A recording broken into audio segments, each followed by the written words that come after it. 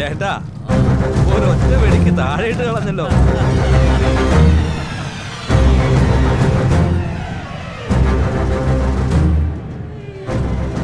ആനയുടെ ഇറച്ചിയൊക്കെ ഉണ്ടായിരുന്നു, നന്നായിട്ട് കഴിച്ചോ?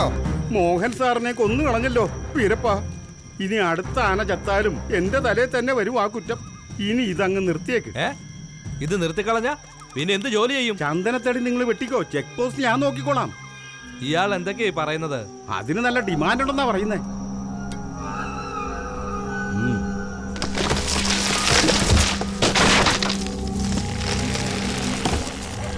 ഇങ്ങോട്ട് അങ്ങോട്ട് പോകും. എടുക്കെടുക്ക്, വേഗം എടുത്ത് അങ്ങോട്ട് വെക്കടാ, കയറ്റാൻ നോക്കടാ. അങ്ങനെ അങ്ങനെ അത് വേഗം മാറ്റിയേ, വേഗം കൊണ്ടുവാ, കൊണ്ടുവന്ന് കയറ്റേ.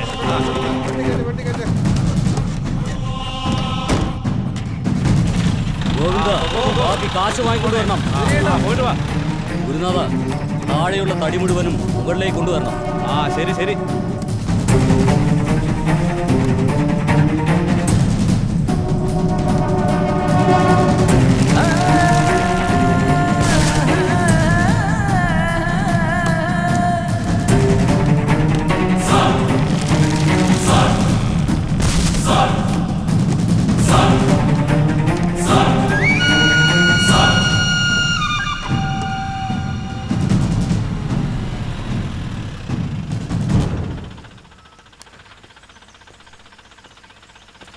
ആരുടെ വണ്ടി? വീരപ്പഞ്ചേട്ടൻ്റെ സാർ. ഓ അത് ശരി. തുറന്നു കൊടുക്ക്.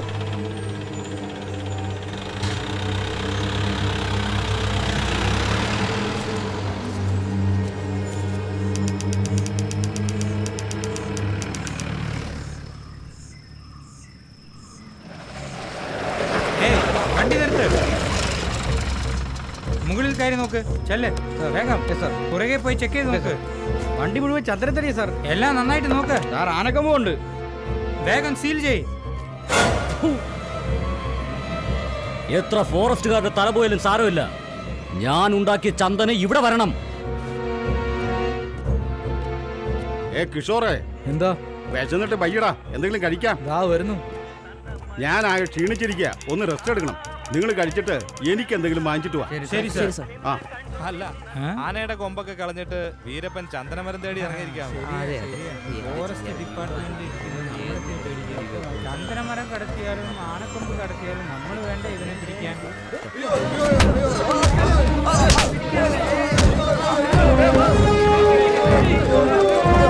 ഗോവിന്ദ, ഡ്രൈവറിനെ വിളിക്കോ.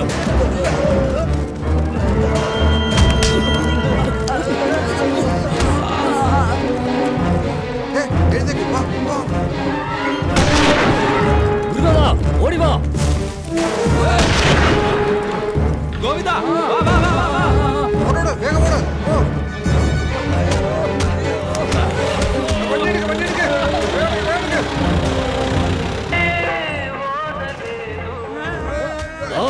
ചന്ദനമരം നിന്റെ അച്ഛന്റെ സ്വത്തൊന്നും അല്ലല്ലോ, ഒന്നുകളേടാ ഇവനാ.